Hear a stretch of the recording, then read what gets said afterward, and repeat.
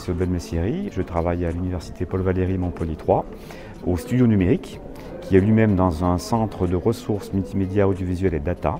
Et donc à ce titre, nous produisons des reportages, des documentaires pour les besoins de l'université. Les peintures médiévales de Saint-Martin-de-Fenouillard est un projet qui était entamé à l'automne 2016, qui a pris du retard, puisqu'on a eu différents problèmes successifs. Voilà, donc c'est un projet qui est resté longtemps en gestation, un petit peu à l'image finalement du propos qu'il traite, puisque les peintures médiévales sont étudiées depuis longtemps. Je ne peux pas dire que je suis un habitué du festival des rencontres archéologiques de la Narbonnaise, puisque c'est seulement ma deuxième participation. Mais c'est une occasion vraiment unique de rencontre avec le grand public. C'est-à-dire à la fois pour le grand public, c'est l'occasion de découvrir des productions archéologiques qui soient locales ou qui soient plus lointaines. Et c'est l'occasion aussi pour les participants d'échanger avec ces publics, de confronter leur production, leur réalisation au regard d'un public. Et c'est quelque chose qu'on a de manière beaucoup moins directe.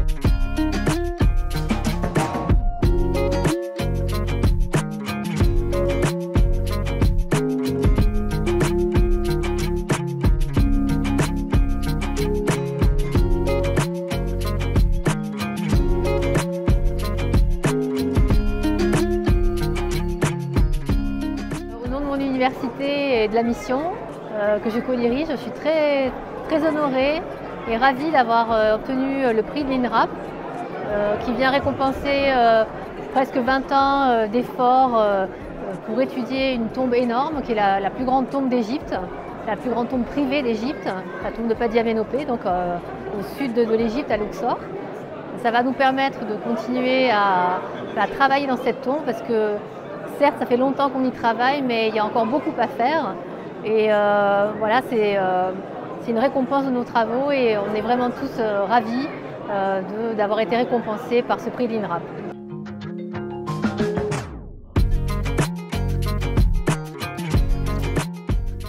Voilà, donc du coup j'ai eu le prix de la BD didactique d'archéologie. Je suis assez contente parce que une des choses importantes dans le livre aussi, c'est que le projet de recherche que j'ai suivi permet de montrer que la forêt amazonienne, ce n'est pas une forêt primaire, qu'elle a été remaniée par les populations amérindiennes, enrichie, et ça montre qu'une autre gestion de la forêt est possible. C'est-à-dire qu'aujourd'hui, où malheureusement la forêt amazonienne est en train de diminuer très fortement, on montre que l'homme peut avoir un impact bénéfique sur la forêt, puisqu'il a disséminé des graines, enrichi les sols. Donc voilà, donc je pense que c'est un message que je pensais important, c'est pour ça que j'ai eu envie de travailler dessus, parce que faire une BD ça dure longtemps, ça m'a pris à peu près 1 an de travail. Et du coup j'ai envie que ce message soit porté, qu'on puisse parler de ces causes environnementales et sociales. Je suis ravi bien sûr, parce que comme je disais, je ne sais pas si j'avais bien fait de faire ce livre dans la mesure où donc c'est pas une parodie, donc c'est pas, on rit pas aux larmes en le lisant. C'est pas non plus un livre historique, disons fidèle à la dimension historique. Donc je me demandais si j'avais eu raison. Et donc ce prix tendrait à me prouver que finalement j'ai pas eu tort.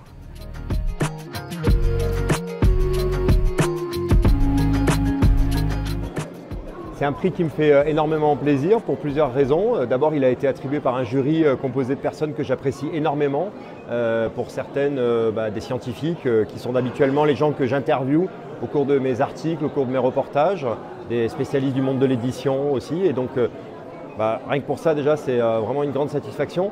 C'est un prix qui m'honore aussi parce que je pense qu'il récompense à la fois un ouvrage sur la grotte Cosquer qui est située dans une ville, Marseille, dans laquelle j'ai grandi, où j'habite toujours aujourd'hui, donc pour lequel j'ai une relation un petit peu particulière.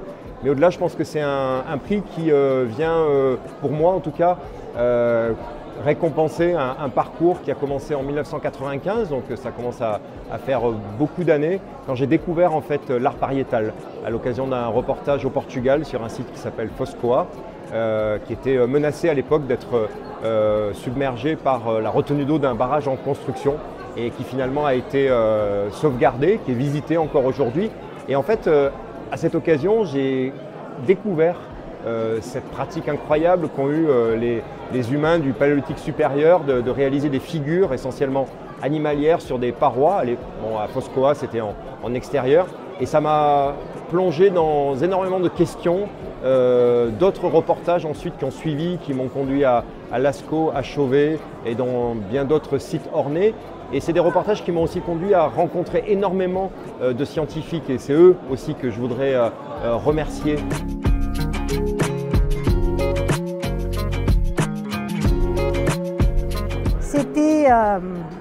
C'était assez émouvant parce que le prix des collégiens, c'est comme dire qu'il y a une raison pour laquelle, plus qu'une raison pour laquelle on fait ce boulot.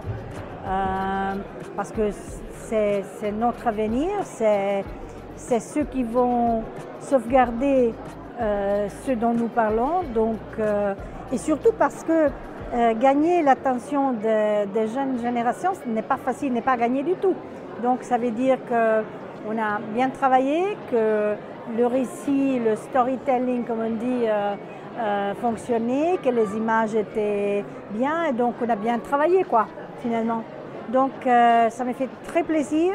Ils étaient très, très chouettes parce qu'ils sont venus me voir après la remise du prix. Ils ont voulu prendre des photos, donc ça m'a beaucoup touchée, je dois dire.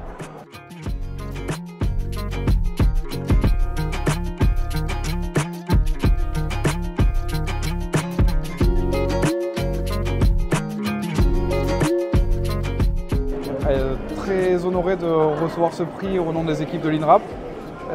C'est un prix qui récompense le travail réalisé autour de cette fouille exceptionnelle, qui était la fouille des tombes aristocratiques franques du VIe siècle de notre ère à Saint-Dizier.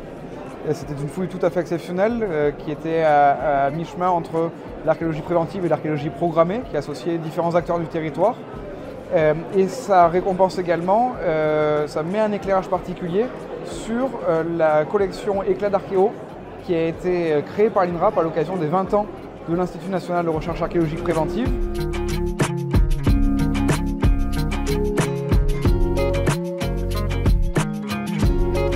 C'est vrai que tout à l'heure j'étais très ému quand les lycéens m'ont remis le prix parce que je trouve que c'est vraiment intéressant plus que des prix remis par des scientifiques, c'est très bien, mais avoir des prix qui sont remis par des lycéens, ça me touche particulièrement.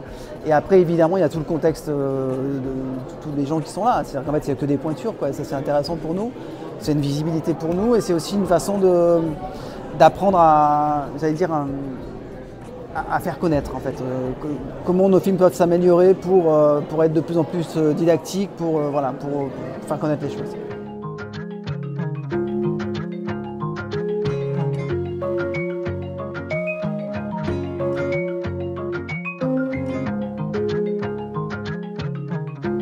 Ça y est, c'est fini. La 10e édition des RAN est terminée.